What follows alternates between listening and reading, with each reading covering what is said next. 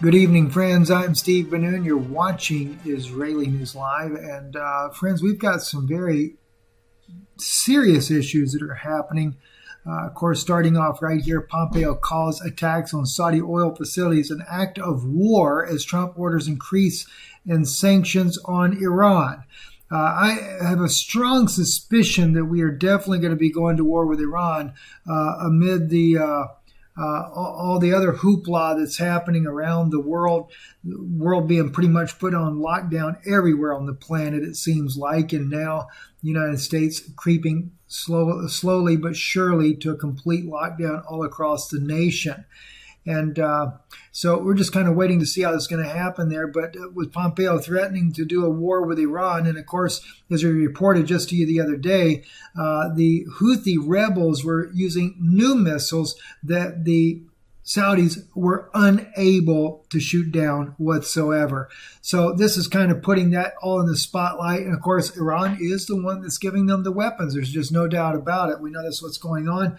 And so there's where we're headed to at this point now. So get ready, batten down the hatches. Things are coming. Also, the Florida governor is now under the pressure to put the entire state on lockdown, much like Southern Florida is. So we are expecting some little bit tougher measures here. And I'm sure that's going to follow all across the country until finally, eventually, everybody's on a lockdown no matter where you are. And of course, one thing that I keep wondering about is why do they keep calling up infantry troops for our nation if this is a flu virus? In fact, I kind of brought that issue out publicly, and it kind of interesting. Today, they started broadcasting, well, we need troops that have medical background to be called up. Well, a little bit too late. We already caught what's really going on here. So anyway, another thing I too saw as well, Cynthia McKinney, the former congresswoman, had posted this on Twitter, Bluetooth-enabled armbands tracking apps to keep tabs on Americans infected with the coronavirus. As Cynthia put it, I would rather have my freedoms back rather than all this tracking garbage they got going on. Got to track everybody. Well, don't worry. Well, Dr. McKinney, let me just say one thing in relation to this here. Soon they'll get the vaccine going. They'll put that in there, and then they'll probably have an easier way to track you without having to use an armband. Maybe a nice little floating microchip throughout the body with a little 5G technology. Voila, they have everything. European group said on Wednesday they will soon release the technology for smartphones so people can find out if they've come in contact with anyone infected with coronavirus.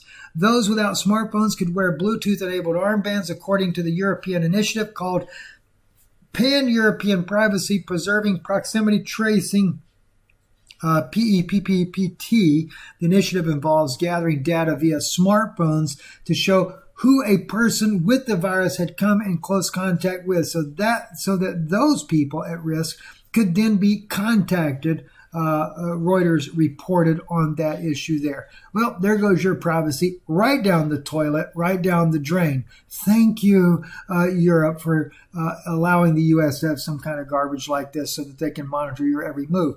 It's kind of interesting because if you think about it, smartphones have also been coming up with better and better technology on tracking you to begin with. Even if you go into the store, next thing you know, your phone's letting you know your car's in the parking lot and exactly where it is, so that you don't have to go looking for your car by, blowing the horn on your car every time you walk out the door. So that technology comes with a major trade-off, without a doubt.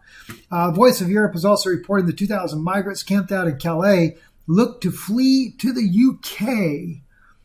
It's amazing how the flu can scare everybody into complete losing their minds to do some pretty stupid stuff.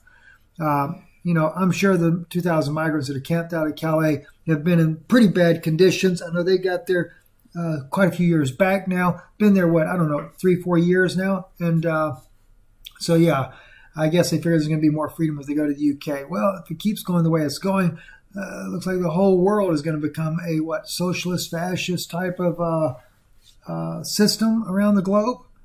Not looking very good. Not looking very good. Listen, my wife has been diligently working in the background on a lot of different information that we want to be able to share with you.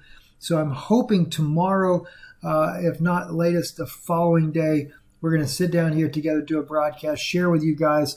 I can't say it's going to be on Israeli News Live for sure, maybe over on Patreon, but either way, we'll get that information to you so that you can be better informed about what's going on. And thank you for your kindness as well. Blessings to you. And we trust and pray always for the hour draws nigh where all these things are going to go pretty loony. So we want to have our lives in order with Christ. Make sure we're repentant and ready to go at all times. I'm Stephen Benoon with Israeli News Live.